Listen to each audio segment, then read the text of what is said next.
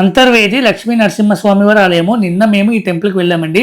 ఈ టెంపుల్ ఎక్కడ ఉందంటే డాక్టర్ బిఆర్ అంబేద్కర్ కోనసీమ జిల్లా సకినేటిపల్లి మండలం అంతర్వేది అనే గ్రామంలో ఈ టెంపుల్ అయితే ఉంది. ఈ టెంపుల్ కి ఎలా రీచ్ అవ్వాలంటే కనుక బస్ మార్గం ద్వారా అయితే నరసాపురం కానీ, బలకులు కానీ, రాజోల్ కానీ, అమలాపురం నుంచి మీరు అంతర్వేది అయితే రీచ్ అవ్వచ్చు.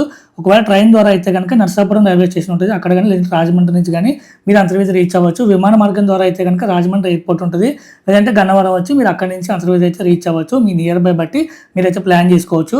సో ఇక్కడ దర్శనం టికెట్స్ వచ్చేసరికి ఫ్రీ దర్శనం ఒక టైపు, అలాగే 100 రూపాయల టికెట్ ఒకటి ఉంటుందండి.